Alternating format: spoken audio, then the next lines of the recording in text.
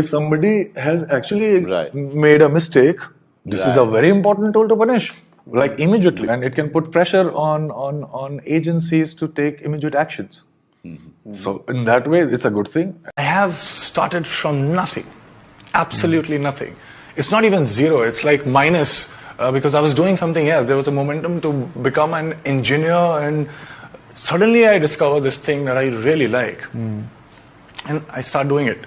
But at the same time, as a kid, I also had many dreams, like common dreams. I'll buy my own house and I'll buy this car, it's a luxury car.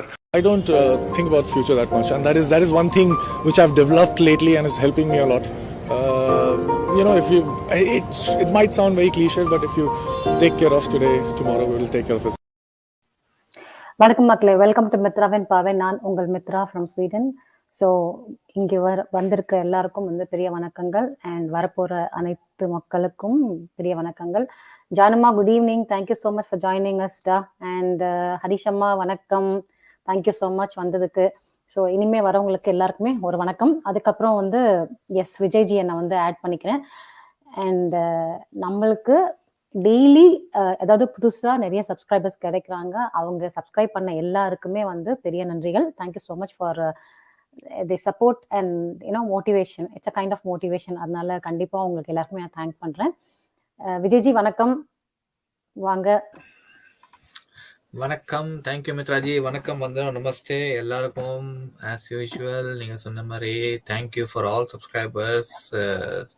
நம்மளை நம்பி subscribe பண்ணவங்களுக்கு டெஃபினட்டாக நாங்கள் நல்ல informations சேர்த்துட்டு இருப்போம். That's our goal. At the same time awareness கொடுக்கணும். இந்த வீக் சுஷாந்த் டைரி ஃப்ரைடே அதுக்குள்ளே வந்துட்டோம். நாங்கள் மித்ராஜி மண்டேலேருந்து இப்போ கேட்டிருந்தாங்க சுஷாந்த் டைரி படிக்கணும். We have to be little bit more Sushant diary எடுத்துகிட்டு வரணும். But due to time constraint தான் எங்களால் பண்ண முடிய மாட்டேங்குது. பட் அகெயின் சுஷாந்த் டைரி படிக்கும் போது தான் தோணும், ஆஹா இதை கண்டினியூ பண்ணுமே, இதை ஏன் விடுறோம், இன்னும் அதிகமாக பண்ணணும். But yes, we will try our best. But yes, ஹரிஷம்மா அண்ட் ஜானுமா வணக்கம். அண்ட் வரவங்களுக்கும் எல்லாருக்கும் வெல்கம். அண்ட் வாங்க மித்ராஜி. எஸ் தனம்மா வணக்கம், தேங்க்யூ வந்ததுக்கு. ஓகே, நான் டிஸ்க்ளைமர் சொல்லிடுறேன். இன்னைக்கு நம்ம படிக்க போகிறது ஒரு நிமிஷம். நான் பேஜ் நம்பர்லாம் போடல, நான் சொல்லிடுறேன். Okay, so page number 130 and September 17th நம்ம படிக்க போகிறது சுஷாந்த் சிங் ராஜ்புத் அவரோட டிஜிட்டல் டைரி. இது தீப்தி அவர்கள் வெளியிட்டிருக்காங்க. நான் டிஸ்க்ளைமர் சொல்கிறேன். அவங்களோட ட்விட்டர் பேஜில் தீப்தி அவர்கள் அவங்களோட ட்விட்டர் பேஜில் அதாவது இங்கிலீஷில் டீகோட் பண்ணி வெளியிட்டிருக்காங்க. ஸோ அவங்களோட பெர்மிஷனோட நம்ம எடுத்து விஜய்ஜி இங்கிலீஷில் படிக்கிறாரு, அது நான் தமிழில் டிரான்ஸ்லேட் பண்ணுறேன். அண்ட் இதில் வர்ற பெரிய பெரிய பேர்கள், பிஸ்னஸ்மேன் பேரோ இல்லை அரசியல்வாதி பேரோ, இது நாங்களாக எங்களோட கற்பனையில் சொந்தமாக எதுவும் எடுக்கலை. இது எல்லாமே அந்த பேஜஸில் கொடுத்துருக்கிறது தான் நாங்கள் படித்து, அதாவது தமிழில் மொழிபெயர்ச்சி பண்ணுறோம், அவ்வளோதான். மொழிபெயர்ப்பு பண்ணுறோம், அவ்வளோதான். மற்றபடி ஸோ நீங்கள் உங்களுக்கு கிராஸ் செக் பண்ணால் நீங்கள் அங்கே போயிட்டு நீங்கள் திப்தி மேமோட ட்விட்டர் பேஜில் போய் பார்த்துக்கலாம். ஸோ இதுதான் டிஸ்க்ளைமர். இப்போ விஜய்ஜி இங்கிலீஷில் சொல்லிட்டு அவர் ஸ்டார்ட் பண்ணிடுவாரு. Super, thank you Mithraji. எஸ் மக்களே, மித்ராஜி சொன்ன மாதிரி டிஸ்க்ளைமர் மறுபடியும் ஒரு நான் இங்கிலீஷில் சொல்லிடுறேன் படிக்கிறதுக்கு முன்னாடி. All the pages what we are reading or what we have been reading previously are taken from Deepti's Twitter handle, and after her full consent only we are translating them. I am reading in English and Mithraji is translating them in Tamil. For any further reference or cross-reference, you are always welcome to go to Deepti's Twitter handle or Twitter page and look and you can check on those slides. And normally, there are lots of names coming in the slides. So just to make sure that these are not made up names, or we are not giving these names just by out of curiosity, but these names are in the slide and no information has been manipulated from the slides. Normally Mitraji always gives the page number and the date normally when the slides are out, so you can always go and see them while I'm reading. So without any further ado, today the page number is Mitraji, it was 130, right? Page number 130, and the date I think Mitraji will say September 17, September 17th, and the page number is 130. And still We are talking about the scams. The scams chapter is going from long time, so we have been seeing a lot of scams previously. Harshad Mehta scam, and many other scams, and now the next one is Bofors scam.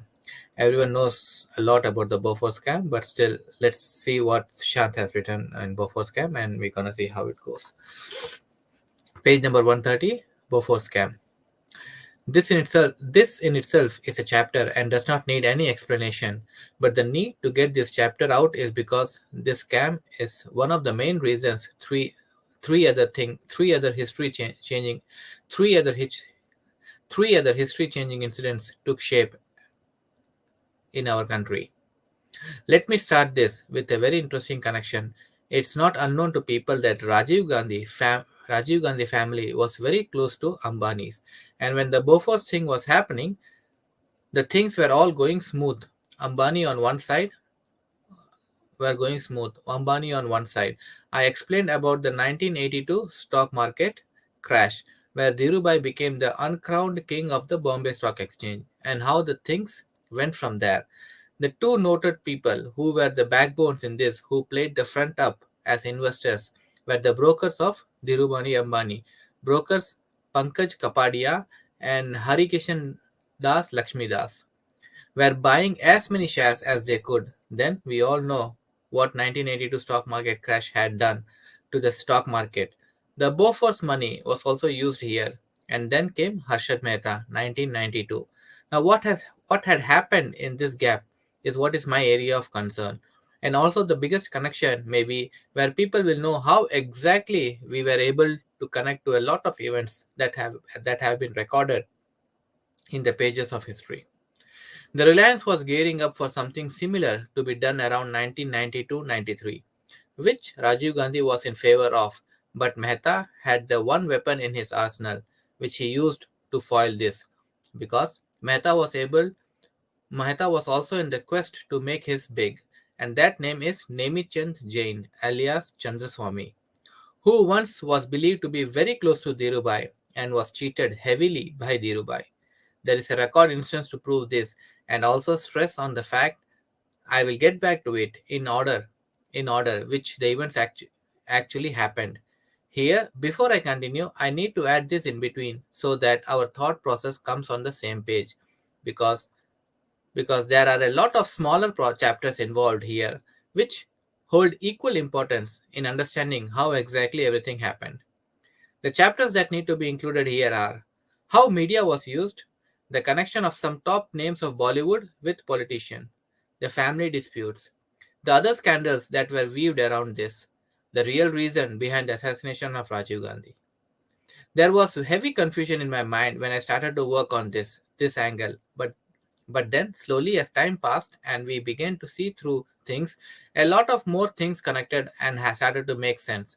So I will make sure to go on in accordance to what we laid our hands on, so that I'm able to put it out in the right way and not confuse anyone. My God, this is so huge that this alone can almost expose, next slide, a whole lot of a whole lot of jackals in the society. So Chandraswamy was once close to Ambani, was believed to have fallen out, and then it's Chandraswamy who has huge influence in 1992 scam. Now the most interesting angle and connection to this chapter is two people Ambanis were close to, Rajiv Gandhi and Chandraswamy.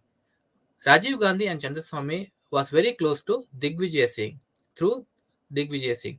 Through Digvijay Singh, this Chandraswamy got connected to Sonia Gandhi, then ran the war. One side, the husband supporting Ambani, and on the other side, Sonia siding with Harshad Mehta. This went on for some time, and then the heat of the moment came when Rajiv Gandhi wanted to strike. This triggered shockwaves if some reports are to be believed around this time.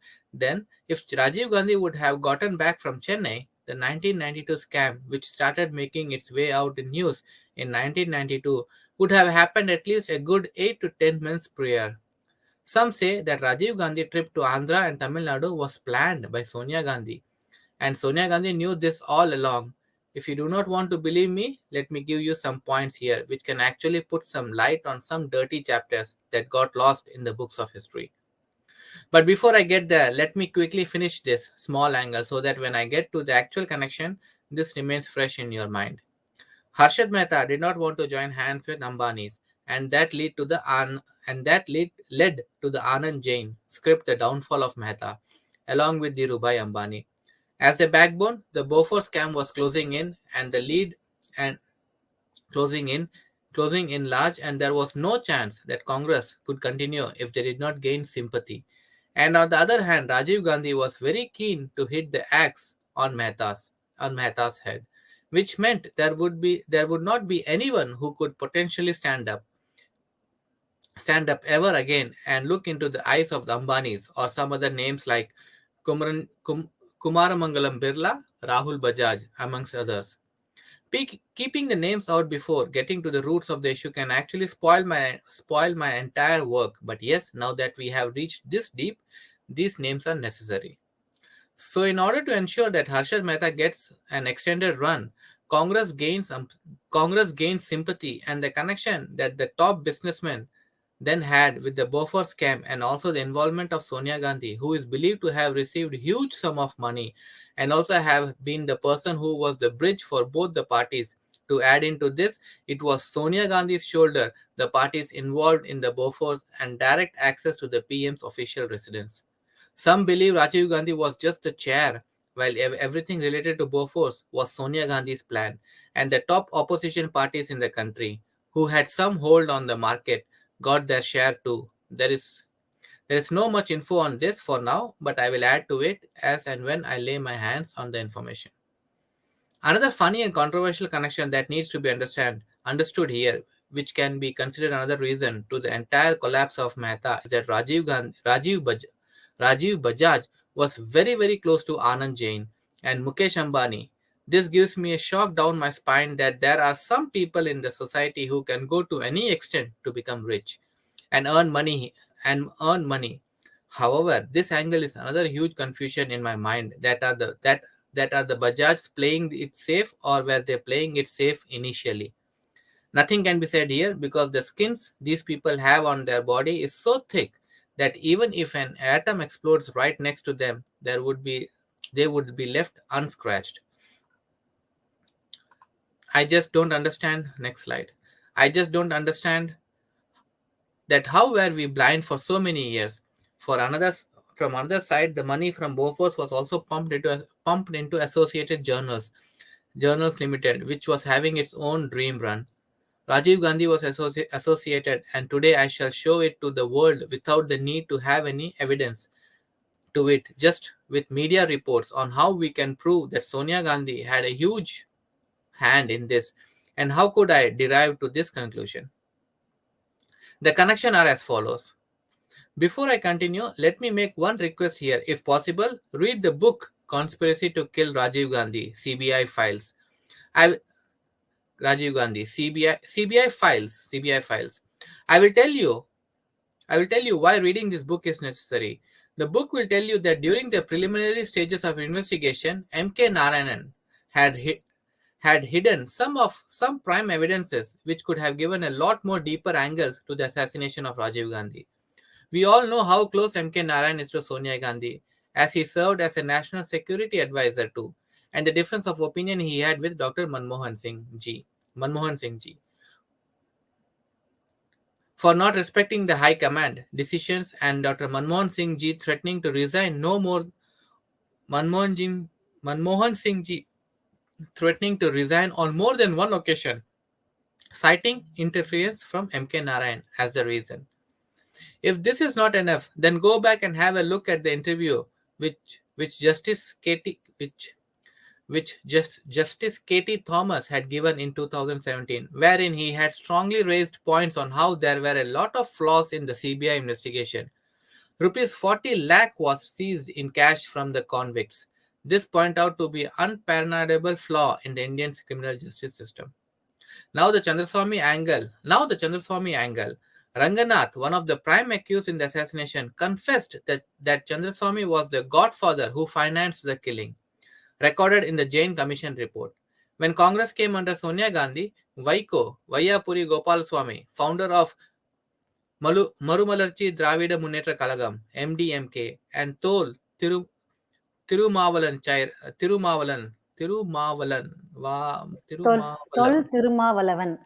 Thirumavalavan chairman Vidudalai Sirtegal Kachi, VCK. Both are closely connected to the LTTE, and have strongly voiced their support to LTTE, have supported the Congress and still continue to do so. Nalini, who initially was awarded death sentence, which was altered to life imprisonment when she gave birth to her daughter in the prison, Harita Murugan.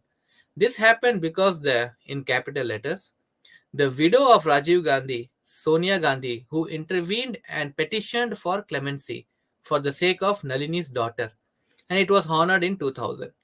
Nalini, who was given Class A convict treatment from her arrest till May 2010, when a mobile phone was seized from her cell.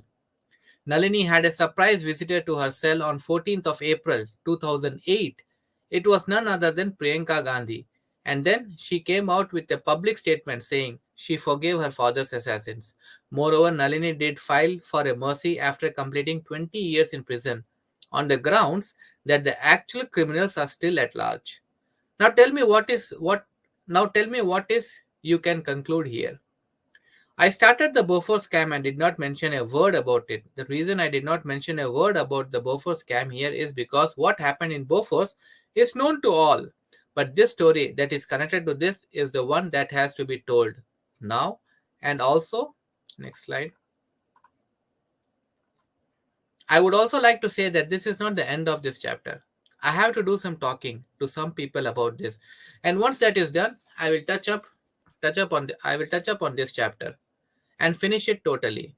But here, the one thing again that stands out is the connection. Look at it, how deep is, out of many reasons and theories for Rajiv Gandhi's death, the IPKF just became the face of it. But the actual reason he was eliminated revolves around this, and I am sorry to say this during the next general elections, there is every possibility that something similar might be done to Rahul Gandhi or Priyanka Gandhi, and the survivor would emerge victorious. The condition in the country now is that actions Modi ji is taking for the betterment of the country has not been clear and have not been explained clearly to the public. And this has been creating some kind of hate on Modi ji, and his popularity is going down. And Congress does not have teeth now to bite on the opportunity, if any is created. So this is very much on the cards. I would not be shocked that in the next elections, just before the elections or when the elections are near, to gain sympathy, do not be surprised if you see this happen. I'm just assuming this is a possibility. I do not know why I got this thought. But when I go back and see the things how they happen every time Congress was on the verge of a whitewash, there was similar incidents that have happened, and all these have huge question marks to the follow. So I feel this is very much in store. I will not want to repeat it over and over again, but these scams makes me seriously think: are we safe in this kind of an atmosphere where this seems to happen every day, and the people are involved in this are celebrities in the society, and we are not able to do much about it? Forget about much. If we see the real case scenario here, we are not able to do anything about it. Literally nothing about it. The connection Bollywood stars have with politicians. Ketan Parekh's scam showed us how he traded Amitabh Bachchan shares as a package in his K10, and Amitabh Bachchan family is very close to Gandhi family. In fact, Rajiv Gandhi and Amitabh Bachchan were the best of the friends. Go back and read the books of history. You will have your answers yourself. Family disputes. The disputes in the family started from a very long time, and history has been proved that some great personality or villain has gone down because of the dispute in the family. Take it from the time of Ramayana till date, dispute in the family itself led to the downfall of the family. Now, in this context, when we speak about the chapter on hand, then this family is being having disputes since the time of Sanjay Gandhi, and it does not seem to end on Rajiv Gandhi. There should be a continuation to it, or is it ended in full stop?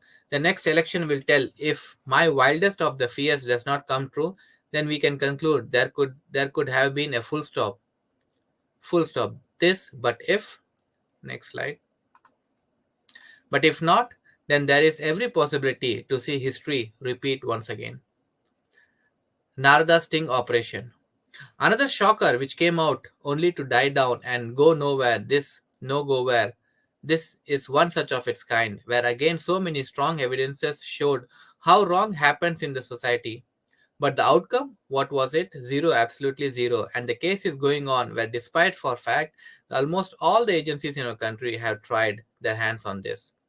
This operation has been widely reported in media, and I do not think nothing much needs to be added here. But the point that needs to be added here is that this is another example where it shows how these political parties are connected to one another and how they collectively take their decisions. This is a classic example for the same, where there was a strong evidence through called allegations collectively where this operation showed that there were politicians favoring companies for huge sums of money, and this is the operation that actually exposed the connection between the politicians and the people who were responsible for Sharda chit fund scam. This sting operation showed that once again it was from the support of the political parties most of the scams in the company function.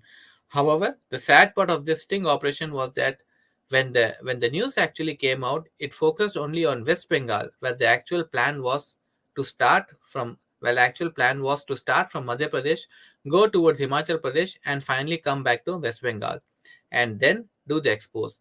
But then what went wrong? What went wrong? Everyone is tight-zipped about it, and there is not a single word spoken about it. Huge amounts of money was exchanged, and this continued for some time.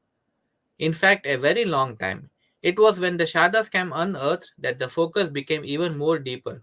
To that, he was even more deeper to focus on West Bengal. And if the reports in the media are to be believed, the mastermind behind all this, Samuel, is believed to have said that he was unclear on what he wanted to do because he did not want to be branded as someone who is cornered, to have been blaming the BJP or any single political party, but to go, but but do good to the country on a whole. And the only reason this man deserves it is because this is the same man who got to light the mismanagement of the deals the defense ministry had made in 2001, which when made it out in the news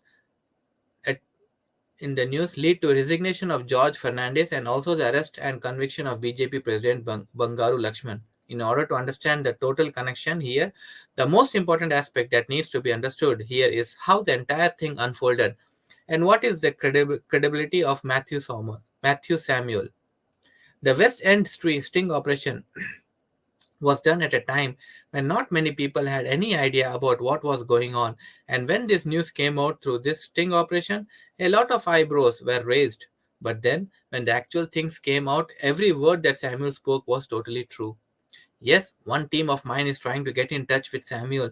Let's see how it will work out, because this Sharda scam was cornered and closed with the TMC. But when the larger angle of it is seen, there's one possibility that there are other political parties which were involved too. And in order to understand the importance of this sting operation, and also why did this not pick up the mileage, it should have, we need to first understand what the Sharda chit fund scam is all about, because here lies the key as to why, despite seeing all that is happening in Bengal, why is anyone not able to shake them out of there? All the other things like the mob violence and other issues that Bengal has been facing for a long time. Now will all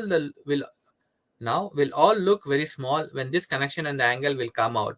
People for themselves will know what are the main reasons for the mob violence and other things to be thrown on us when the actual story is something else. I think we should stop here, Mitraji, and let's. Yes. Okay. Let me start my translation. Yeah.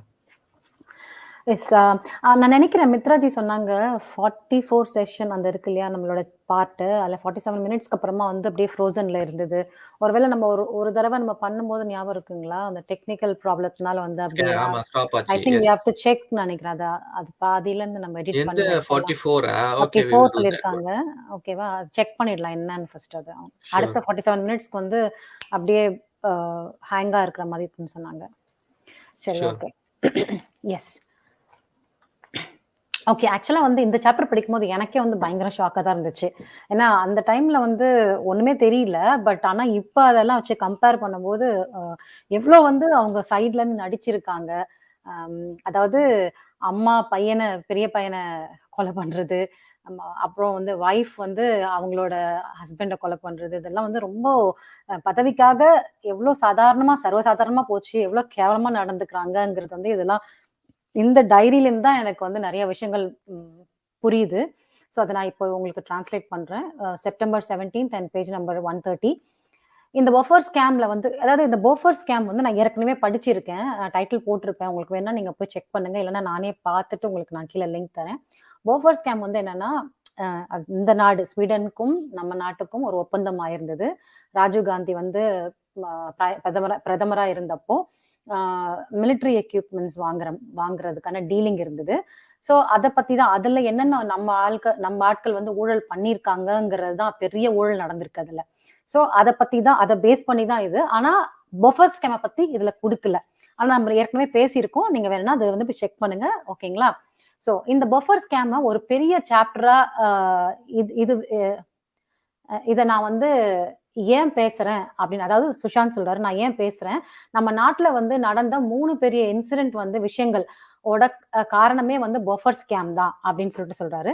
ஒரு இன்ட்ரஸ்டிங்கான ஃபேக்ட்ஸ்ல இருந்து தான் நான் வந்து இத ஆரம்பிக்க போறேன். ராஜீவ் காந்தியும், அம்பானியும் ரொம்ப நெருங்கிய குடும்ப நண்பர்கள். ஸோ இப்போ வந்து நான் கொஞ்சம் கொஞ்சம் நேம் சொல்வேன். அத மட்டும் நீங்க வந்து ஞாபகம் வச்சுக்கோங்க. ஸோ ராஜீவ் காந்தியும், அம்பானியும் வந்து ரொம்ப க்ளோஸ் ஃபேமிலி ஃப்ரெண்ட்ஸ். ஓகேவா? பொஃபர் ஸ்கேம்ஸ் நடந்தப்போ, அந்த டைம்ல கூட இவங்களோட 2 ஃப்ரெண்ட்ஷிப் வந்து ரொம்ப குடும்ப ஃப்ரெண்ட்ஷிப் வந்து ரொம்ப ஹேப்பியா தான் இருந்தது. ஸோ உங்களுக்கு 1982 அதாவது 1982 ஸ்டாக் மார்க்கெட் கிராஷ் பத்தி முன்னாடியே நம்ம சொல்லியிருக்கோம், பேசியிருக்கோம். ஸோ அது நடந்து முடிஞ்சதும், இப்படி வந்து அம்பானிய யாருமே தொட முடியாத உயரத்துக்கு வந்து போயிட்டாரு. அந்த கிராஷ் முடிஞ்ச உடனேவே, அதுல ஒரு ஃபோர்ஜரி பண்ணி, அவங்க வந்து பெரிய ஆளா ஆயிட்டாங்க அம்பானி. ஓகேங்களா? அதுல பெரிய 2 இன்வெஸ்டர்ஸ் அந்த அந்த டைம்ல இன்வெஸ்ட் பண்ணது காச வந்து முதலீடு போட்டது வந்து பங்கஜ் கபாடியா அப்படின்ற ஒருத்தர். அதுக்கப்புறமா லக்ஷ்மி தாஸ் ஹரிதாஸ்ன்ற ஒருத்தர். சோ இவங்க 2 பேரும் தான் முக்கிய இன்வெஸ்டர்ஸ். இவங்கள எல்லா ஷேரையும் வாங்கினாங்க. இவங்க வந்து அதுல இருந்து எல்லா ஷேரையும் வாங்கினாங்க. இதுல வந்து போஃபர் ஸ்கேம்ல இருந்து சம்பாரிச்ச காசும் யூஸ் பண்ணி தான் இந்த பர்ட்டிகுலர் ஷேர்ஸ்லாம் வாங்கியிருக்காங்க. ஸோ போஃபர் ஸ்கேம்ஸ்ல வந்து நிறைய பேரு கூட இன்வால்வ்மெண்ட் குறிப்பா வந்து பிசினஸ் மேன் எல்லாருமே வந்து இதுல நிறைய இன்வால்வ் ஆயிருக்காங்க. ஸோ எக்கச்சக்கமான பேருக்கு வந்து இதுல நிறைய ஷேர்ஸ் போயிருக்கு. ஸோ இதுக்கப்புறம் 1992ல அர்ஷத் மேத்தா ஸ்கேம்.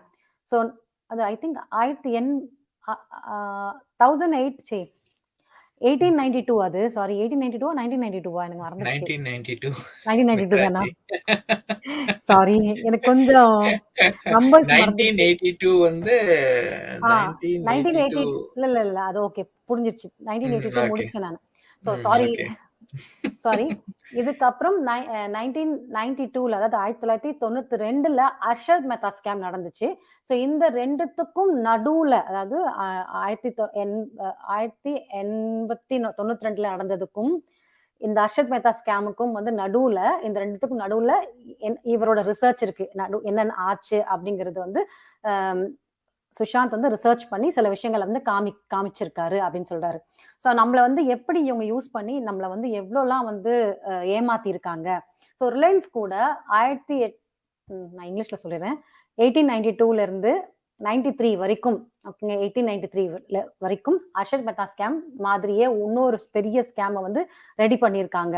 யாருன்னா ரிலையன்ஸ் பண்ணியிருக்காங்க. எதையுமே அர்ஷத் மேத்தா ஸ்கேம்ல எப்படி வந்து பண்ணி அவர் வந்து செட்டில் ஆனாரோ அந்த மாதிரி இன்னொரு ஸ்கேம் நம்ம பண்ணலாம் அப்படின்னு சொல்லிட்டு ரெடி பண்ணியிருக்காங்க. ஸோ ராஜீவ் காந்தி கூட அவங்களுக்கு சப்போர்ட்டிவா இருந்திருக்காங்க. அதாவது இந்த ரிலையன்ஸ் குரூப்புக்கு ராஜீவ் காந்தி இதை ஒரு ஸ்கேம் பண்றதுக்கான சப்போர்ட்டிவா இருந்திருக்காரு. ஸோ ஆனா அர்ஷத் மேத்தா கையில ஒரு பெரிய துருப்புச்சீட்டு இருந்துச்சு. அதாவது அர்ஷத் மேத்தா வந்து அவருக்கு வந்து ஒரு பக்கபலமா ஒருத்தர் இருந்தாரு. அவர் பேரு தான் வந்து நேமிச்சந்த் ஜெயின் என்கின்ற சந்திரா சுவாமி. ஓகேங்களா? ஸோ அவர் போட்டோ கூட நான் எடுத்து வச்சிருக்கேன். ஐ திங்க் சந்திரா சுவாமிங்கிறது வந்து இவரு தான். நான் காமிக்கிறேன்.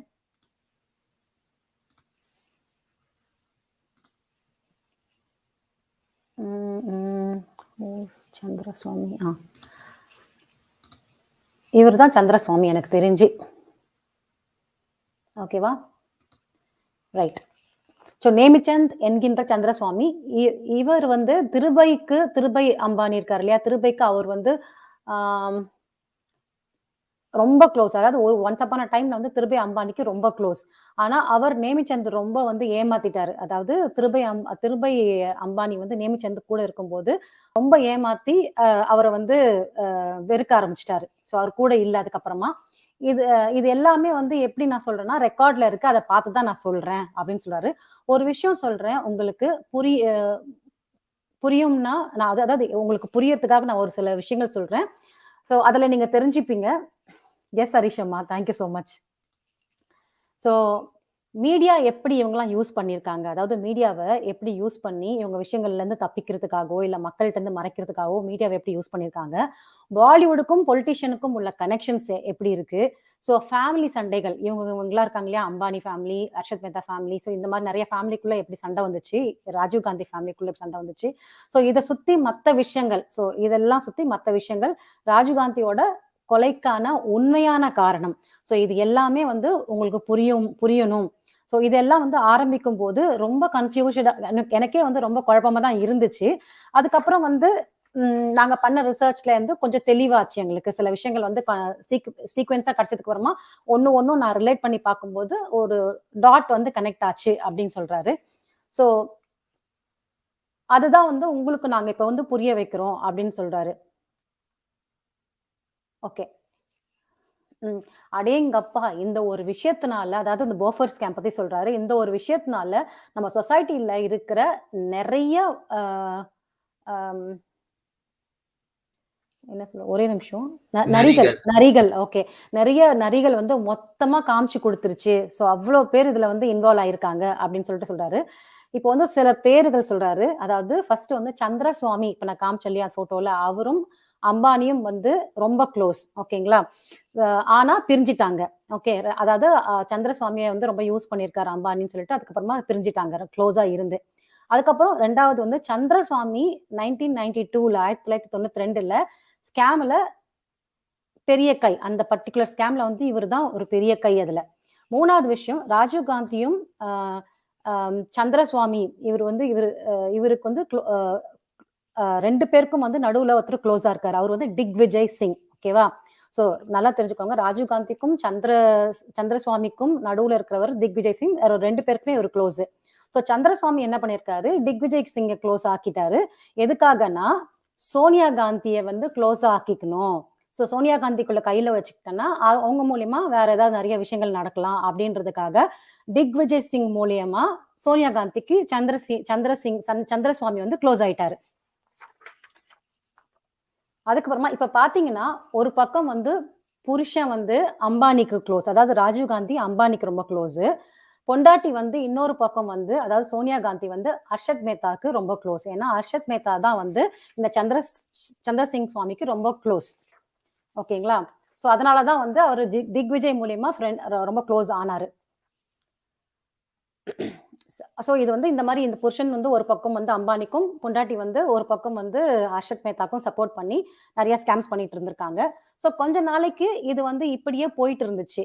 இன்னும் சில பேர் வந்து என்ன சொல்றாங்கன்னா, ராஜீவ் காந்தி சென்னையில இருந்து திரும்பி வந்து இருந்தாருன்னா, அந்த அந்த கொலையெல்லாம் நடக்காம திரும்பி வந்திருந்தாருன்னா 1992ல நடந்த அந்த ஊழல் பஃபர் ஸ்கேம்ஸ் இருக்கு இல்லையா, மற்ற ஊழல்கள்லாம் இருக்கு இல்லையா, ஸோ நமக்கு வந்து 10 மாசத்துக்கு முன்னாடியே எல்லாருக்கும் தெரிஞ்சிருக்கும் அப்படின்னு சொல்லிட்டு சொல்றாரு. அது மட்டும் இல்ல, ராஜீவ்காந்தியோட அவர் அந்த பயணம் செஞ்சார் இல்லையா சென்னைக்கு, அதை ஏற்பாடு பண்ணதே சோனியா காந்தி தான்.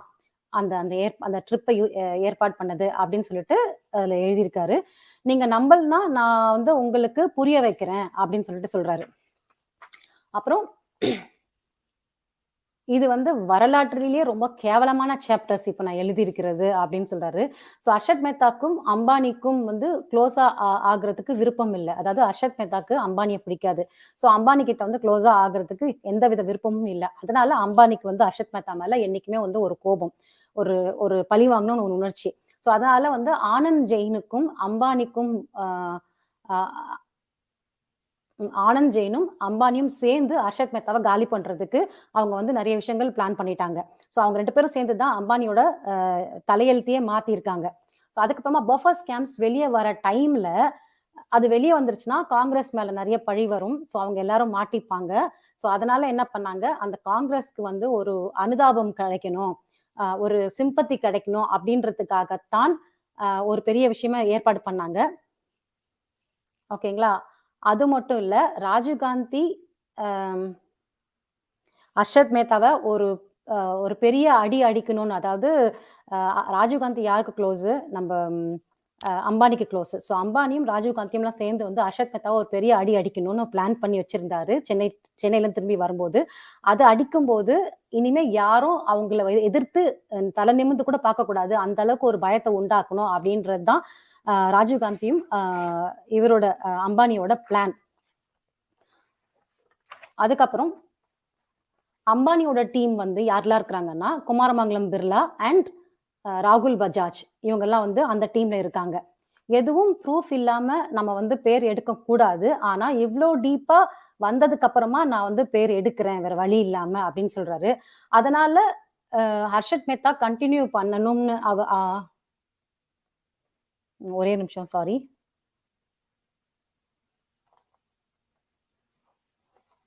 ஓகே, ஹர்ஷத் மேத்தா வந்து அவன் பண்ணிட்டு இருக்கிறது அந்த ஸ்கேமை கண்டினியூ பண்ணணும், காங்கிரஸ்க்கு வந்து ஒரு அந்த அனுதாபம் கிடைக்கணும், சிம்பத்தி கிடைக்கணும். எஸ், அதெல்லாம் எக்ஸாக்ட்லி.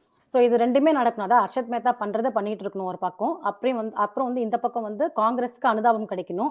ஸோ பெரிய பெரிய பிசினஸ் மேன் எல்லாமே வந்து இந்த பஃபர் ஸ்கேம்ஸ்ல மாட்டியிருக்காங்க, கனெக்ட் ஆயிருக்காங்க. ஸோ பஃபர் ஸ்கேம்ஸ் வந்து இப்போ வெளியே வந்துச்சுன்னா ஸோ எல்லாரோட பேரும் வெளியில வரும். அதனால சோனியா காந்திக்கு ஒரு பெரிய அமௌண்ட் வந்து பஃபர் ஸ்கேம்ல இருந்து கிடைச்சிருக்கு. ஸோ இது சோனியா காந்தியோட பேரும் வெளியில வரும். ஸோ ராஜீவ் காந்தி வந்து ஜஸ்ட் ஒரு சீட்ல உட்கார்ந்து இருக்கிற பிஎம் மட்டும்தான். ஆனா மற்ற வேலைகள் எல்லாம் பண்றது வந்து சோனியா காந்தி தான் வந்து இதையெல்லாம் பண்ணிட்டு இருக்காங்க அப்படின்னு சொல்லிட்டு சொல்றாங்க. அதுக்கப்புறம் ராஜீவ்காந்தி வந்து பேர் யூஸ் பண்ணி சோனியா காந்தி வந்து மற்ற எல்லா வேலைகளும் வந்து பண்ணிட்டு இருந்திருக்காங்க. இன்னொரு பெரிய சர்ச்சையான கனெக்ஷன்ஸ் நீங்க தெரிஞ்சுக்கணும்னா அது வந்து ராஜீவ் பஜாஜ் பத்தி. ஸோ ராஜீவ் பஜாஜ் வந்து ஆனந்த் ஜெயினுக்கும் முகேஷ் அம்பானிக்கும் ரொம்ப க்ளோஸ். ஓகேங்களா? ஸோ யோசிச்சாலே எனக்கு வந்து புரிய மாட்டேங்குது, இவ்வளோ கீழ்த்தனமா இருக்கிறாங்க. காசு சம்பாதிக்கிறதுக்காக இவங்க வந்து நம்ம சொசைட்டியை எவ்வளோ நாசம் பண்ணணுமோ அவ்வளோ நாசம் பண்ணுவாங்க. ஸோ ப்ரூஃப் இல்லாம மீடியால வந்து ரிப்போர்ட், அதாவது இது எதுக்குமே ப்ரூஃப் இல்லை, ஆனா இதுல மீடியால வந்த ரிப்போர்ட்ஸை வச்சுதான் நான் வந்து உங்ககிட்ட எல்லாத்தையும் பேசிக்கிட்டு இருக்கேன் அப்படின்னு சொல்லிட்டு சொல்றாரு. அதுக்கப்புறம் த கனெக்ஷன்ஸ், அதாவது அடுத்த சாப்டர்ல சொல்றாரு த கனெக்ஷன்ஸ் என்னென்ன கனெக்ட் ஆகுதுன்னு சொல்லிட்டு சொல்றாரு. இதுக்கு மேல கண்டினியூ பண்றதுக்கு முன்னாடி உங்களுக்கு வந்து எல்லாருக்கும் ஒரு விஷயத்த நான் சொல்றேன், அதை ஒரு ரிக்வெஸ்டா கூட கேட்டுக்கிறேன். நீங்க வந்து இந்த சாப்டருக்கு அப்புறமா நீங்க வந்து ஒரு புக்கு படிக்கணும். அந்த புக்கு பேர் வந்து conspiracy to kill Rajiv Gandhi அப்படின்னு போட்டுட்டு சிபிஐ ஃபைல்ஸ் அப்படின்னு போட்டிருந்தது. அந்த புக்கை வந்து நீங்க படிங்க. அப்படிங்கிற புக்கை வந்து படிச்சீங்கன்னா உங்களுக்கு நிறைய விஷயங்கள் தெரியும். இந்த புக்கை வந்து படிக்கிறது ரொம்ப அவசியம், ஏன்னா அப்போ உங்களுக்கு வந்து நிறைய கனெக்ஷன்ஸ் கிடைக்கும். ஸோ என்ன இந்த கேஸோட ஆரம்ப காலத்துல இன்வெஸ்டிகேட் பண்ண, அதாவது சிபிஐ வந்து ஆரம்ப காலத்துல இன்வெஸ்டிகேட் பண்ணிருக்காங்க, அதுல நிறைய வந்து குளறுபடி நடந்திருக்கு. அதுல வந்து முக்கியமான ஒருத்தர் வந்து எம்.கே. நாராயணன். இவர் வந்து நிறைய உண்மைகளை வந்து மறைச்சிருக்காரு. அதாவது ஹை விட்னஸ் எல்லாம் வந்து அதை வந்து யாரும் வெளியில வராம பார்த்துக்கிட்டு இருந்திருக்காரு அப்படின்னு சொல்லிட்டு சொல்றாங்க. அதுக்கப்புறம் இவர் எம்.கே. நாராயணன் யாருன்னா, இவர் வந்து நேஷனல் செக்யூரிட்டி அட்வைசர். அதாவது காங்கிரஸ் இருந்தப்ப அந்த டைம்ல இவர் நேஷனல் செக்யூரிட்டி அட்வைசர். சோனியா காந்தியோட ரொம்ப நெருக்கமான ஃப்ரெண்ட். அவர் வந்து சோனியா காந்திக்கும் அட்வைஸ் பண்றவர் இவர் தான் அப்படின்னு சொல்லிட்டு சொல்றாரு. அது மட்டும் இல்ல, இவர் வந்து டாக்டர் மன்மோகன் சிங் வந்து அந்த டைம்ல பிரதமரா இருக்கும்போது அவரோட முடிவெல்லாம் வந்து இவர் ரொம்ப மூக்கு நுழைப்பாரு. ஸோ இதனால வந்து மன்மோகன் சிங்க்கு வந்து அது பிடிக்கல. அவர் வந்து அந்த டைம்ல வந்து இவர் ரொம்ப வந்து இன்வால்வ் ஆகுறாரு இவரோட டிசிஷன்ல அப்படின்னு சொல்லிட்டு அவர் ரிசைன் பண்ணிட்டாரு அப்படின்னும் வந்து சுஷாந்த் சொல்லியிருக்காரு. அதுவே அவரோட ராஜினாமாவுக்கு காரணம் அப்படின்னு சொல்றாரு. இது உங்களுக்கு போதுமான இன்ஃபர்மேஷன் கொடுத்துருக்கேன். ஆனா சப்போஸ் உங்களுக்கு இன்னும் டவுட்டா இருந்ததுன்னா 2017, அதாவது 2017 ஜஸ்டிஸ் கேடி தாமஸ் அவர் வந்து ஒரு இன்டர்வியூ கொடுத்திருக்காரு. ஸோ அந்த இன்டர்வியூ வந்து இந்த சிபிஐ என்ன இன்வெஸ்டிகேட் பண்ணியிருக்காங்க ராஜீவ்காந்தி கேஸ்ல, ஸ்டார்டிங்ல என்னென்ன அவங்க எல்லாம் வந்து குளறுபடி பண்ணியிருக்காங்க, இதை வந்து அவர் வந்து ரொம்ப ஓப்பனா வந்து அவர் இன்டர்வியூல சொல்லியிருக்காரு. சரி, நீங்க அது உங்களுக்கு டைம் கிடைச்சதுன்னா நீங்க அதை போய் பாருங்க அப்படின்னு சொல்றாரு. இந்த கேஸ்ல வந்து கன்விக்ட் ஆன, அதாவது ஒத்துக்கிட்டு தண்டனை ஏத்துக்கிட்ட ஒருத்தர் இருக்காரு. அவரே சொன்னது வந்து அவர்கிட்ட 40 லட்சம் வந்து பறிமுதல் பண்ணியிருக்காங்க. ஓகேங்களா? இந்த கேஸ்ல வந்து முக்கிய குற்றவாளி ஒருத்தர் இருக்காரு, ரங்கநாத். அவரே சொல்லியிருக்காரு, இத வந்து காசு கொடுத்தது வந்து சந்திரசுவாமி தான் அவர்கிட்ட காசு இந்த விஷயத்துக்கு எல்லாம் காசு வந்து டிரான்ஸ்ஃபர் பண்ணது. பிளஸ் வந்து அவரு தான் வந்து இந்த ஒரு காட்ஃபாதர் மாதிரி இந்த மாதிரி கிரிமினல் ஆக்டிவிட்டீஸ்க்கு, பர்டிகுலரா ராஜீவ்காந்தி கிரிமினல் ஆக்டிவிட்டீஸ்க்கு வந்து அவர் தான் வந்து ஒரு காட்ஃபாதர் அப்படின்னு சொல்லிட்டு சொல்லியிருக்காரு.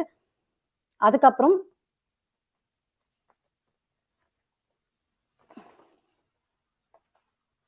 ஓகே, அதுக்கப்புறம் நளினி இல்ல ஜெயின், இது எல்லாமே ஜெயின் கமிஷன் ரிப்போர்ட்ல இருக்கு, நீங்க செக் பண்ணிக்கோங்க அப்படின்னு சொல்றாரு. சோ சோனியா காந்தி காங்கிரஸ் கரெக்ட் தானே? Yeah okay. Okay, Sonia Gandhi வந்து காங்கிரஸ் வந்து தான் கைக்குள்ள வச்சுக்கிறதுக்கு அந்த கைக்குள்ள வரணும் அப்படின்றதுனால ஸோ அவங்க வந்து என்ன பண்ணாங்கன்னா, ஒரு சில பேர் வந்து எல்டிடிஇ இருக்காங்க இல்லையா, அவங்களோட சில கனெக்ஷன்ஸ்ல இருந்தாங்க. அதாவது சவுத்துல, நம்ம தமிழ்நாட்டுல. அதுல வந்து முக்கியமா எம்டிஎம்கே, மறுமலர்ச்சி திராவிட முன்னேற்ற கழகம் ஃபவுண்டர் வைகோ என்கின்ற வையாபுரி கோபாலசுவாமியும், விசிகே அதாவது விடுதலை சிறுத்தை கட்சியின் சேர்மன் தொல் திருமாவளவன், அவங்க 2 பேரும் காங்கிரஸுக்கு வந்து ரொம்ப சப்போர்ட்டிவா இருந்திருக்காங்க அந்த டைம்ல. அது மட்டும் இல்லாம இப்ப வரைக்கும் அவங்க காங்கிரஸ் சப்போர்ட்டிவா தான் இருந்துட்டு இருக்காங்க அப்படின்னு சொல்லிட்டு சொல்றாரு. அதுக்கப்புறம் தூக்கு தண்டனைக்கு, அதாவது இப்ப நளினியை பத்தி வர்றாரு. நளினிக்கு வந்து தூக்கு தண்டனை கொடுத்தாங்க ஃபர்ஸ்ட். அதுக்கப்புறமா அவங்க வந்து ஜெயில இருந்தாங்க. அதுக்கப்புறம் என்ன ஆச்சுன்னா, அவங்களுக்கு, அதாவது இது வந்து அவர் கேபிட்டல் லெட்டர்ல எழுதியிருக்காரு சுஷாந்த். அதாவது சோனியா காந்தி, அதாவது எப்படி சொல்றது, விதவையான சோனியா காந்தி, ராஜீவ்காந்தியோட வைஃப் சோனியா காந்தி அவர்கள் வந்து இவங்களுக்கு, அதாவது சவுண்ட் நாய்ஸியா இருக்கு, சோனியா காந்தி அவர்கள் வந்து நளினிக்கு வந்து அந்த தண்டனையில இருந்து கம்மி பண்ணி ஆயுள் தண்டனையா மாத்திட்டாங்க ஜெயில.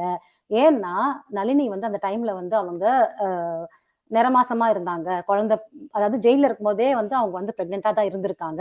அதனால அவங்களுக்கு டெலிவரி பண்ணணும் அப்படின்றதுக்காக அந்த தூக்கு தண்டனையில இருந்து அவங்கள வந்து குறைச்சி ஆயுள் தண்டனையா மாத்தினாங்க.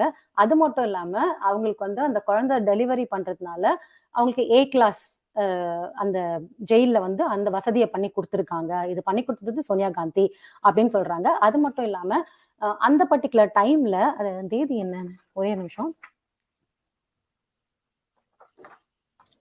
2010 தானே இவங்க போயிருக்காங்க ஜெயிலுக்கு, பிரியங்கா. இது வந்து 2010 பிரியங்கா வந்து ஜெயிலுக்கு போயிருக்காங்க. ஒரு சர்ப்ரைஸ் கெஸ்டா போயிருக்காங்க. யாரை பாக்குறதுக்கு? நளினியை பாக்குறதுக்கு. சோ அது நளினிக்கும் தெரியாது. அதுக்கப்புறமா அவங்கள போயிட்டு அவங்க நளினியை பார்த்துட்டு, உங்களை நான் வந்து எங்க அப்பாவை நீங்க வந்து கொடுமையா கொன்னு இருக்கீங்க, பட் இருந்தாலும் நான் உங்களை மன்னிச்சு விடுறேன் அப்படின்னு சொல்லிட்டு அவங்க வந்து மன்னிப்பு கொடுத்துட்டு வந்திருக்காங்க. இது வந்து பெருசா பேசப்பட்டுச்சு. நம்ம எல்லாம் நினைச்சிட்டோம், ஓகே அவங்க அவ்வளவு நல்லவங்க போல் இருக்கு, இவ்வளவு இலகின மனசு, அப்படிதான் நம்ம நினைச்சோம். ஏன்னா நம்மளுக்கு அந்த டைம்ல எதுவுமே தெரியாது. ஆனா அதுக்கப்புறம் தான் வந்து இப்ப எல்லாம் நடந்த, அதாவது சுஷாந்தோட கொலைக்கு அப்புறமா எல்லாமே நம்ம சீக்வன்ஸ் எல்லாம் பார்த்தோம்னா எல்லாம் பக்கா பிளானு, பக்கா நாடகம். ஒரு பிரதமரை வந்து அசாசினேட் பண்ணி இருக்கிறாங்க. அதுக்கப்புறமா கூட வந்து எப்படி வந்து போய் அவங்க பொண்ணு அனுப்பிச்சு, அதாவது பரிதாப ஓட்டு சம்பாதிக்கிறதுக்காக, காங்கிரஸ் திரும்பியும் வரணுன்றதுக்காக அவங்க பொண்ணு அனுப்பிச்சு, அவங்க பொண்ணு பார்த்தா நம்மள இந்த சின்ன பொண்ணு அப்படின்னு தானே நம்ம நினைப்போம் எல்லாமே.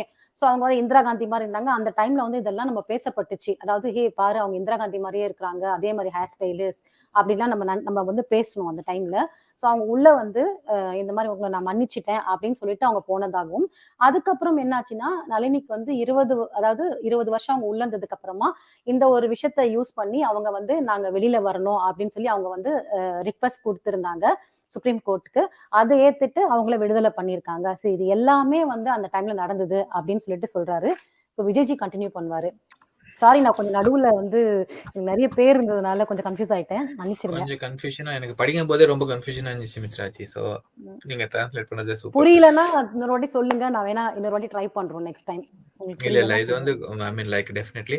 பட் அடுத்த ஸ்லைட்ஸ்ல சுஷாந்த் என்ன சொல்றாருன்னா, இந்த சாப்டர் இங்கேயே முடியல, இன்னும் இதுல எக்கச்சக்கமான டீடைல்ஸ் வருது. பட் மேஜரா நீங்க பாத்தீங்கன்னா, ஐ மீன் லைக் ராஜீவ் காந்தியோட அசாசினேஷன் டெத் வந்து அப்போதைக்கு என்ன என்ன பாயிண்ட் அவுட் எது டைரக்ஷன்ல எதுதான் மெயின் ரீசன் சொன்னது வந்து IPKF Indian piece keeping force. அதுதான் வந்து கை காமிச்சிருப்பாங்க. இதே மாதிரி ராஜீவ்காந்தி வந்து இந்த ஃபோர்ஸை வந்து ஸ்ரீலங்கா காமிச்சாரு, அதனாலதான் வந்து ராஜீவ்காந்தி அசாசினேட் பண்ணாங்க. பட் இதெல்லாம் இப்படி இந்த இந்த இந்த இன்ஃபர்மேஷன் வச்சு பார்த்தோம்னா நம்மளுக்கு கிளீனா தெரியுது. அது மட்டும் இல்ல, இதுக்கு பின்னாடி வந்து எக்கச்சக்கமான வேற காரணங்கள் இருக்கு. அதுலயே சுஷாந்த் அடுத்தது என்ன சொல்றாருன்னா, இப்ப அந்த டைம் சுஷாந்த் இந்த டைரி எழுதுற டைம்ல ஐ திங்க் ஜெனரல் எலெக்ஷன் வந்துட்டு இருந்துச்சுன்னு நினைக்கிறேன். Second term Modiji second term வரும்போது ஜெனரல் எலெக்ஷன்ல வந்து எழுதி இருக்காரு சுஷாந்த். அவர் கிளீனா சொல்றாரு, இது மாதிரி இப்ப வரப்போற ஜெனரல் எலெக்ஷன்ல கூட நீங்க பாத்தீங்கன்னா இதே மாதிரி ஏதாவது சம்பவம் நடந்துச்சுன்னா, ராகுல் காந்தி இல்ல பிரியங்கா காந்திக்கு ஏதாவது சம்பவம் நடந்துச்சுன்னா, அப்ப உயிரோடு இருக்கிறவங்களுக்கு கண்டிப்பா வந்து பெரிய விக்டரியா வரும். அவர் சொல்ற என்ன அர்த்தம்னா, இன்கேஸ் ராகுல் காந்தி இல்ல பிரியங்கா காந்தி யாராவது ஒருத்தர் வந்து ஏதாவது அசாசினேஷன் ஏதாவது பண்ணாங்கன்னா, மிச்சம் இருக்கிறவன் வந்து கண்டிப்பா வந்து சிம்பத்தி ஓட்டு வாங்கி காங்கிரஸ்ல வந்து காங்கிரஸ் சிம்பத்தி ஓட்டு வாங்கி கவர்மெண்ட்டை பிடிச்சிடுவாங்க. ஏன்னா இப்போதைக்கு வந்து மோடிஜி கவர்மெண்ட் வந்து கொஞ்சம் டவுன்ல இருக்கு. அவர் பண்ற நல்ல காரியம் நல்ல திட்டம் சரியா போய் சேர மாட்டேங்குது மக்களுக்கு, இல்ல மக்களுக்கு புரிய மாட்டேங்குது. ஸோ கொஞ்சம் வந்து டவுன்ல இருக்கு அவரோட பாப்புலாரிட்டி. பட் இதே மாதிரி ஏதாவது நடந்துச்சுன்னா எனக்கு வந்து நடக்கும் நான் சொல்லல, பட் இன்கேஸ் நடக்கிறதுக்கு வாய்ப்பு இருக்கு. எனக்கு தாட் வந்துச்சு, நான் அவங்க கூட ஷேர் பண்றேன்னு அவர் கொஞ்சம் நல்லா மிக்ஸ்டு ஃபீலிங்ஸா இதுல சொல்லியிருக்காரு சுஷாந்த். ஆனா அது ஏன்னா மறுபடியும் ஏன் சொல்றாருன்னா, இதேதான் வந்து மறுபடியும் இது வந்து நடந்து இருக்கு ஹிஸ்டரியில. ஸோ அதை வச்சுதான் நான் வந்து சொல்றேன். ஆக்சுவலா வந்து சாரி நடுவுல இன்டரப்ட் பண்ணதுக்கு. மனோஜி சொன்ன மாதிரி பாவம் ஓரிடம் பழியும் ஓரிடம், அதுதான் நடந்திருக்கு. ஆக்சுவலா வந்து ஒரு பெரிய தமிழ் கூட்டத்தை யூஸ் பண்ணி இவங்க வந்து அந்த வேலையை பண்ணியிருக்காங்க. கடைசியில பழி வந்து அந்த தமிழ் கூட்டத்துக்கு வந்து இன்னும் அந்த களங்கம் போகாத அளவுக்கு பண்ணிட்டாங்க. அது மட்டும் இல்ல, அந்த கூட்டத்தையே வந்து வெளியில அனுப்பணும்னு சொல்லி கை கோத்து நின்னாங்க ஸ்ரீலங்கன் கவர்மெண்டோட. சோ இதெல்லாம் பார்த்தோம்னா நம்ம எவ்வளவு நம்ம வந்து நம்மள முட்டாளாக்கி இருக்காங்க மக்கள்னு எனக்கும் அதான் தோணுச்சு மனோஜி. நீங்க சொன்னது கரெக்டா சொன்னீங்க. ஐ மீன் லைக் வேற ஒரு விஷயத்துக்கு அவங்கள யூஸ் பண்ணி பழி அவங்க மேல போட்டு கம்ப்ளீட்டா வந்து கேம் மாத்திட்டாங்க. இதுதான் நமக்கு சுஷாந்த் டைரியில இருந்து தெரியுது நமக்கு. Yes, exactly. அடுத்த பாயிண்ட் வந்து the connection Bollywood stars have with politicians. இதுல வந்து கிளீனா சொல்லியிருக்காரு, எப்படி கேத்தன் பாரேக் வந்து அமிதாப் பச்சனோட கம்பெனி ஷேர்ஸை ட்ரேட் பண்ணி அதை வந்து பெரிய அந்த கம்பெனி கேபிசிஎல் நம்ம எல்லாருக்குமே தெரியும், எப்படி பெரிய ஆள் ஆக்கினாங்க அந்த கேபிசிஎல். பட் அதே சமயம்ல அமிதாப் பச்சன் ராஜீவ்காந்தி எவ்வளவு க்ளோஸ்ன்னு நம்ம எல்லாருக்கும் ஹிஸ்டரி புக்ல நம்ம பார்த்திருக்கோம். அவங்க 2 பேரும் சேர்ந்தே வளர்ந்தவங்க சொல்லுவாங்க. ஸோ எப்படி வந்து Bollywood stars are close to are close to politicians அதை சொல்லியிருக்காரு.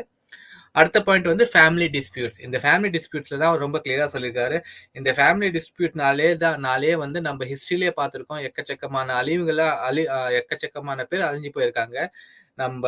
நம்ம புராண ராமாயணத்துல இருந்து நம்ம ஸ்டார்ட் பண்ணி இப்ப வரைக்கும் வந்து இந்த ஃபேமிலியில நடக்கிற சண்டைகள் தான் வந்து சம்டைம்ஸ் வந்து எக்கச்சக்கமான கொலைகள் இல்ல அசாசினேஷனுக்கு காரணமா இருக்கும். நம்ம அப்ப எடுத்த சஞ்சய் காந்தி நமக்கு அது கூட வந்து கிளீனா சொன்னார் சுஷாந்த், எப்படி சஞ்சய் காந்தி வந்து இந்திரா காந்தி பிளான் பண்ணி அசாசினேட் பண்ணாங்க. அதே மாதிரி எப்படி ராஜீவ் காந்தியா வந்து சோனியா காந்தி. ஸோ இந்த ஃபேமிலி பத்தி பேசினா இது நடந்துட்டே தான் இருக்கு. ஒன்னு நடந்தா இன்னொன்னு வந்து சிம்பத்தி ஓட்ல ஜெயிக்கிற மாதிரி தான் பண்ணிட்டே இருக்காங்க. அது ராஜீவ் காந்தியோட முடிஞ்சிச்சான்னு இன்னும் தெரியல. அடுத்த எலெக்ஷன்ல எதுவும் நடக்கலன்னா அது ராஜீவ் காந்தியோட அது லாஸ்டா முடிஞ்சிச்சுன்னு நம்ம நம்பலாம். இல்லாட்டி அது கூட நம்மளுக்கு சொல்ல முடியாதுன்னு இந்த ஸ்லைட்ல சொல்லியிருக்காரு சுஷாந்த். அடுத்த ஸ்லைட்ல அவர் ஒரு ஸ்கேம் எடுத்துட்டு வந்திருக்காரு, நார்தா ஸ்டிங் ஆபரேஷன்.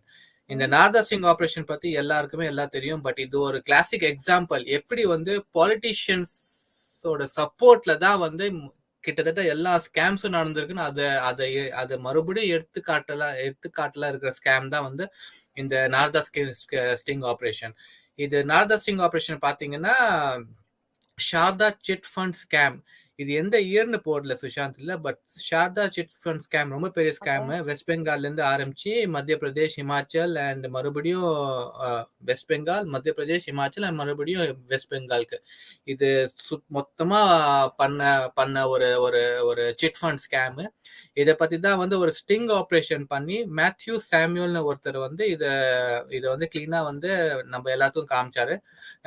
என்ன மாதிரி வந்து இவங்க காசை வந்து ஏமாத்திருக்காங்க, அதுவும் வந்து ரொம்ப ரொம்ப ஏழ்மையான ஆளுங்க கிட்ட தான் இந்த முக்காவாசி இவங்க காசை ஏமாத்திருக்காங்க.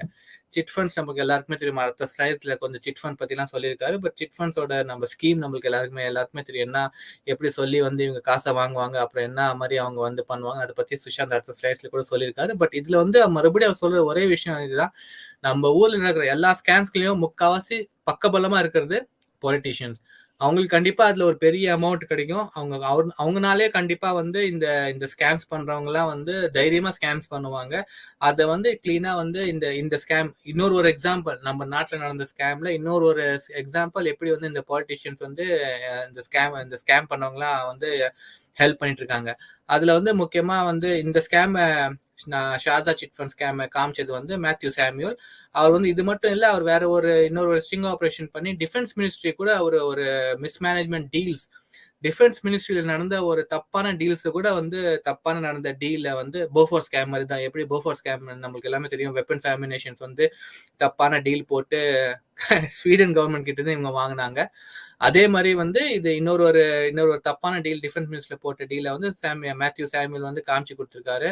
அதனாலே வந்து பாத்தீங்கன்னா 2 ரெசிக்னேஷன் நடந்திருக்கு. ஜார்ஜ் பெர்னாண்டஸ் அப்புறம் பிஜேபி பிரசிடென்ட் பங்காரு லக்ஷ்மன், இவங்க 2 பேர் வந்து ரிசைன் பண்ணி வச்சிருக்காங்க. ஸோ மேத்யூ சாமுவேல் வந்து ஒரு பெரிய ஐ திங்க் பிரைவேட் இன்வெஸ்டிகேட்டர் நினைக்கிறேன். ஸோ அவர் அதே இதுல வந்து அவர் இந்த சிட் ஃபண்ட் ஸ்கேமை கூட அவர் வந்து நம்மளுக்கு காமிச்சிருக்காரு என்ன நடந்திருக்குன்னு. பட் அவர் சொல்ல வர்றது வந்து மறுபடியும் இதுதான், லைக் எப்படி பொலிட்டிஷியன்ஸ் ஆர் இன்வால்வ் அண்ட் எப்படி பொலிட்டிஷியன்ஸ்னால வந்து இந்த ஸ்கேம்ஸ்ல நம்ம நாட்டுல நடக்குது, அண்ட் எப்படி வந்து நம்ம இதெல்லாம் வந்து நம்ம நாட் ஸ்டாப் பண்ணணும், பட் எப்படி நம்ம தெரிஞ்சுக்கணும் அட்லீஸ்ட். பட் இந்த ஷாரதா சிட் ஃபண்ட் ஸ்கேம் மெயினா நடந்தது வந்து பெங்கால்ல. அண்ட் அந்த டைம்ல வந்து எக்கச்சக்கமான கலவரம் நடக்குமா பெங்கால்ல. அப்ப கூட வந்து எப்படி வந்து இவங்க இந்த கலவரம் எல்லாம் பண்ணி இவங்களோட அகெயின் என்ன சொல்றது மிஸ்கைட் பண்ணிருக்காங்க. கலவரம் நடக்கிறது ஒரு காரணம் காமிப்பாங்க, பட் ஆனா கலவரம் நடந்த காரணம் வந்து டோட்டலா டிஃப்ரெண்டா இருக்கும். எப்படி வந்து ராஜீவ்காந்தி அசாசினேஷனுக்கு காரணம் ஒண்ணு சொன்னாங்க, பட் அதுக்கு ரீசன் வந்து டோட்டலா டிஃப்ரெண்டா இருக்கு. அதே மாதிரிதான் வந்து இந்த ஸ்கேம்ஸ் பத்தி நம்ம படிச்சா, நம்ம தெரிஞ்சுட்டா நம்மளுக்கு கண்டிப்பா தெரியும் அதோட மூல காரணம் என்ன. இந்த கலவரத்துக்கு இவ்வளோ அன்ரெஸ்ட்க்கு மூல காரணம்னு பாத்தீங்கன்னா டோட்டலா டிஃப்ரெண்டா இருக்கும். அந்த ஸ்கேம் பத்தி நம்ம கண்டிப்பா அடுத்த ஸ்லைட்ல படிக்கலாம். ஆக்சுவலா வந்து இந்த பஃபர் ஸ்கேம்ல பத்தி ஒரு விஷயம் நான் சொல்லணும்னு நினைச்சேன். என்னன்னா பஃபர்ஸ், அதாவது ராஜீவ்காந்தி எப்படி கொலை பண்ணிருக்காங்களோ அத மாதிரி ராஜீவ்காந்தி வந்து பஃபர் ஸ்கேம் யாரோட டீலிங் வச்சிருந்தாங்க, இந்த நாட்டு ஸ்வீடன் கண்ட்ரியோட பிரதமரோட அவங்க டீலிங் வச்சிருந்தாங்க. ஓகேங்களா? ஸோ அந்த டைம்ல இருந்த பிரதமர் வந்து இவர் பேரு கொஞ்சம் நான் அதை ஷேர் பண்றேன். அது ரொம்ப முக்கியமான விஷயம், அதுக்குதான்.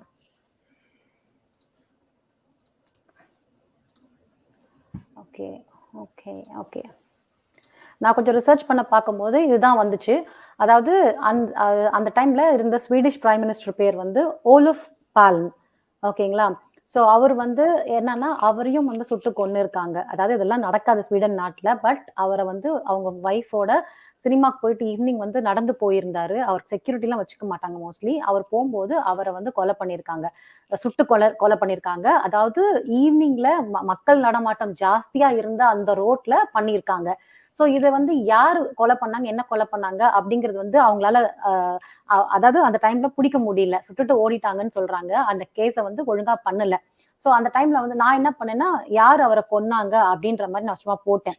அது போட்டதுக்கு அப்புறமா இந்த ஆர்டிகல் வந்துச்சு, who kill Swedish prime minister Olof Palme to be revealed soon அப்படின்னு சொல்லிட்டு, could this signal fresh trouble for Gandhis in the Bofors case அப்படின்னு போட்டுட்டு இந்த பிக்சர் போட்டு இங்க போட்டிருந்தது. More than 30 years ago, in 1986, the Swedish Prime Minister Olof Palme was murdered in Colt, BLOOD. ஓகேங்களா? அதாவது சுட்டு கொன்னு இருக்காங்க. பட் அதாவது ஈவினிங்ல எல்லாரும் நடமாட்டம் இருக்கிற டைம்ல Palme was shot in the back at close range on a Stockholm street while walking home from cinema with his wife Lisbeth. There have been several theories about the murder of Palme and almost 35 years on. இதாவது 35 வருஷம் ஆயிருக்கு. இப்போ வரைக்கும் வந்து ஒரு நிறைய theories வருது, ஆனா இன்னும் கன்க்ளூட் பண்ணல அப்படின்னு சொல்றாங்க. The world might finally know who killed him and why he had to die. அதாவது கண்டிப்பா உலகத்துக்கு தெரிய வரும் யாரு கொன்னாங்க, எதனால அவர் செத்தாருன்னு. The prosecutors investigating the case have received a dossier from South Africa and the Swedes are set to present their findings on the Olof Palme assassination. While this might put many ghosts to rest, it might sound for the trouble for the Gandhi's family as well if at the Olof Palme assassination turns out to have a connections to the Bofors scam. அதாவது காந்தியோட ஃபேமிலிக்கே வந்து பிரச்சனை வரும் in case இவரோட கொலைக்கும் Bofors கேம்ப்ஸ்க்கும் connections இருக்குதுன்னு தெரிய வந்தால் அப்படின்னு சொல்றாங்க. ஸோ அவரோட கொலைக்கு வந்து ஒரு 3 காரணங்கள் சொல்லியிருக்காங்க. அதுல வந்து ராஜீவ் காந்தி இதை மட்டும் நான் வந்து படிக்கிறேன். Olof Palme, Rajiv Gandhi and the Bofors scandal. The Bofors scam was one over 30 years ago that brought the Rajiv Gandhi's government to its knees. பாத்தீங்களா, இது வந்து ரொம்ப பெரிய பிரச்சனை. இது தெரிஞ்சிருந்ததுன்னா ராஜீவ்காந்தியோட ஃபேமிலி டோட்டல் எல்லாருமே வந்து பிரச்சனைக்கு மாட்டியிருப்பாங்க. அதுல இருந்து வெளியில வரத்துக்கு தான் வந்து இவங்க எல்லா இந்த மாதிரி கதைகள் பண்ணியிருக்காங்க. So on March 18th, 1986, India signed as rupees 1,437 crores deal with the Swedish arms manufacturers AB Bofors for the supply of 400,155 millimeter howitzer gun for the army. Okay. A year later, on April 16, 1987, a Swedish radio channel alleged that the company had bribed top Indian politicians and defense personnel to secure the contract. The subsequent investigation led to several layers being exposed by the thin investigate journalist Chitra Subramaniam. இப்போ ஞாபகம் வருது, சித்ரா சுப்பிரமணியம் அந்த journalist வந்து அந்த டைம்ல ஸ்வீடன்ல இருந்தாங்க. அந்த டைம்ல வந்து அவங்க இன்வெஸ்டிகேட் பண்ணதுக்கு அப்புறமா தான் இந்த மாதிரி ஒரு ஊழல் நடந்திருக்குன்னு சொல்லிட்டு சில பேப்பர் அவங்க கண்டுபிடிச்சு நம்ம ஊர்ல அப்போ வந்து ஹிந்து ஃபேமஸ் அல்ல, ஹிந்து தானே, அந்த பத்திரிகைக்கு வந்து ஒருத்தர் ரொம்ப ஃபேமஸா இருப்பாரு, அவர் பேர் மறந்துருச்சு, அவருக்கு அந்த பேப்பர்ஸ்லாம் அவங்க அனுப்பிச்சு விட்டாங்க. அதனாலதான் வந்து இந்த ஸ்கேம் நடந்ததே நம்மளுக்கு தெரிய வந்துச்சு. இன்னர் இன்வெஸ்டிகேஷன் ஷி ஹேட் எதை சொல்லணுமா? இல்ல, அடுத்த லைன்ல பாத்தீங்கன்னா, in her investigation she had revealed and asserted repeatedly that Rajiv Gandhi was personally culpable in the Bofors scam. But ஆனா நம்மளுக்கு இப்ப சுஷாந்த் அடியில படிச்சதுன்னா தெரியுது, போஃபோர்ஸ் ஸ்கேம் பொறுத்த வரைக்கும் ராஜீவ் காந்தி வெறும் பேரு, ராஜீவ் காந்தியோட பதவியை தான் யூஸ் பண்ணிருக்காங்க. மற்றபடி எல்லாம் பண்ணது வந்து சோனியா காந்தி. சோனியா காந்தி ராஜீவ் காந்தி பேரை வச்சு சோனியா காந்தி PM ஆபீஸை யூஸ் பண்ணி தான் இந்த போஃபோர்ஸ் ஸ்கேமை ஃபுல்லா பண்ணிருக்காங்க. அதுல வந்து என்ன சொல்றது, அதுல ப்ராஃபிட் ஆனவங்க, போஃபோர்ஸ் ஸ்கேம்ல ப்ராஃபிட் ஆனவங்க எக்கச்சக்கமான பேர், எக்கச்சக்கமான பிசினஸ்மேன், எக்கச்சக்கமான opposition politicians plus Sonia Gandhi. So இவங்க இந்த மூணு பெரிய செக்டர்ஸ் ஆஃப் கவர்மெண்ட் வெளில வரக்கூடாத காரணத்துக்கு தான் வந்து assassination, Rajiv Gandhi assassination நடந்தது. இத படிச்சிட்டீங்களா? In a report published in the news minute, Chitra has reported. எனக்கு கொஞ்சம் பேஸ் பண்ணுங்களே, பண்ண முடியுமா? ட்ரை பண்றேன், ஒரு நிமிஷம். பண்ண முடியாதுன்னு நினைக்கிறேன், நானே படிக்கவா? படிங்க. This conversations took place on a flight in the later part of January 1986 when the two prime ministers were traveling together. Rajiv Gandhi urgently requested Olof Palme to receive funds from Bofors as a counterweight to payments in India. Sten Lindstrom, the police officials who led the investigations, has told TNM. So Olof Palme and Martin Erdbo informed Rajiv Gandhi that the funds could be paid from Bofors to a foundation in Sweden for the purpose of promoting industry and employment in the Karlskoga region, where the Swedish arms manufacturers is located. This conversations took place towards the end of the negotiations, at a time when the Swedes were worried that the contract would be granted to the French, whose lobbying the New Delhi and Paris was fierce. The howitzer contract with Bofors was signed in March 1986. இதுல இருந்து கிளியரா என்ன தெரியுதுன்னா, அந்த நம்மளோட arms deal contract 1437 கோடி arms deal contract வாங்குறதுக்கு Bofors Swedish company, arms manufacturing company Bofors Swedish company வந்து ராஜீவ் காந்திக்கும் பிளஸ் ராஜீவ் காந்தி கவர்மெண்ட்டுக்கும் வந்து ஒரு பெரிய அமௌண்ட் ஆஃப் காசு லஞ்சமா கொடுத்துருக்கு அந்த டீலை சைன் பண்ணுறதுக்கு. அந்த டைம்ல பாத்தீங்கன்னா அந்த டீல் வந்து எண்ட் ஆஃப் த அந்த சொல்லுவாங்களே நம்ம ஊர்ல ஏலம் இடுவாங்களே, ஸோ எது கரெக்டான ஏலம் வருதோ அந்த அந்த அந்த அந்த கம்பெனிக்கு தான் வந்து கான்ட்ராக்ட் கொடுப்பாங்க. ஸோ அதே மாதிரி இந்த போஃபோர்ஸ் நம்ம கண்ட்ரியோட ஆர்ம்ஸ் டீல் வந்து ஏலத்துக்கு விட்டாங்க. அதுல வந்து பிரெஞ்சு கம்பெனி தான், பிரெஞ்சு ஆர்ம்ஸ் மேனுஃபேக்சரிங் கம்பெனி தான் வந்து டீல் எடுக்கிற மாதிரி இருந்துச்சு. அந்த டைம்ல ஸ்வீடிஷ் கம்பெனி, அதிசயமா இருக்கு கேட்கறதுக்கே, பட் ஸ்வீடிஷ் கம்பெனி போஃபோர்ஸ்னு அந்த ஆர்ம்ஸ் டீல் கம்பெனி வந்து ராஜீவ் காந்தி பிளஸ் அவங்களோட கவர்மெண்ட்டுக்கு ஒரு பெரிய அமௌண்ட் ஆஃப் காசு கொடுத்து அந்த டீலை வந்து வாங்கியிருக்காங்க. இத வந்து ஒரு Indian reporter, Chitra last name எங்க மறந்து போச்சு, இந்தியன் ரிப்போர்ட்டர் இன் ஸ்டாக்ஹோம் அந்த டைம்ல வந்து கண்டுபிடிச்சி இதை வந்து ஓபன் பண்ணாங்க, மக்களுக்கு முன்னாடி வச்சாங்க. ஸோ இந்த ஸ்கேம் வெளில வர டைம்ல வந்து காந்தி அந்த காங்கிரஸ்க்கு ஒரு பெரிய அடி வந்திருக்கும். பட் இது எப்படியோ வந்து அவங்க கரெக்டா சரியா வெளில வந்து கூட அந்த அசாசினேட் பண்ணி ஒரு மாதிரி வந்து காங்கிரஸ் சர்வைவ் பண்ணிட்டாங்க அந்த டைம்ல. இவர் சொல்றாரு, author and journalist steak Larson had also expressed his suspicions about the murder of Olof Palme having something to do with the Bofors scandal. Bofors scandalல அவரும் பேர் வெளியில வந்துச்சுன்னா அவங்க ராஜீவ் காந்தி ஃபேமிலியே மாட்டிப்பாங்கன்னு சொல்லிட்டு தான் இவரை கொன்னு இருக்கலாம் அப்படின்னு சொல்லிட்டு ஸ்டீக் லார்சனும் சொல்லியிருக்காரு. ஜி இருக்கீங்களா? Yeah.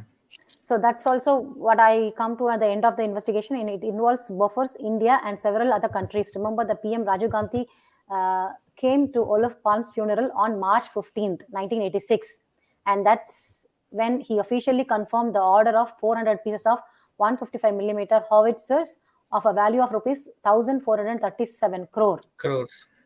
When Olof Palme was shot, he had already started a campaign to stop illegal weapon deliveries to Iran through several transit countries, which is a very valid motive for the assassination. So இப்ப இதுல இருந்து என்ன தெரியுதுன்னா, prime minister Olaf assassinate பண்ணது because அவரு வந்து Bofors ஸ்கேமை கண்டுபிடிச்சிட்டு இருந்தார். அவரு he was helping to unreveal Bofors scam. அவர் வந்து in a way he was a good person, and அவர் இன்னும் இந்த போஃபோர் ஸ்கேமை வெளில மக்களுக்கு முன்னாடி காமிச்சிடுவாருன்னு நினைச்சுதான் அவரை வந்து அசாசினேட் பண்ணிருக்காங்க. ஸோ முதல்ல வந்து அவர் தூக்கிட்டாங்க, அதுக்கப்புறமா மேடம் அவங்க வீட்டுக்கார தூக்கிட்டாங்க. ஸோ எஸ் மக்களே, ஐ திங்க் உங்களுக்கு யூஸ்ஃபுல்லாக இருந்திருக்கும்னு நினைக்கிறேன் session. So thank you so much. திரும்பியும் வந்து உங்களை மறுபடியும் ஒரு நாளைக்கு வந்து சஞ்சத் சார் வராரு. டைமிங் இன்னும் ஃபிக்ஸ் பண்ணல, நாங்கள் பண்ணிட்டு உங்களுக்கு சொல்கிறோம். So thank you so much for joining us. ஜெய்ஹிந்த், ஜெய் சுஷாந்த். ஜெய்ஹிந்த், ஜெய் சுஷாந்த், ஜெய் ஜெகநாத் மக்களே. ஜெய் ஜெகநாத் மக்களே. எதுவும் டவுட் இல்லைன்னு நினைக்கிறேன் இருக்கும்.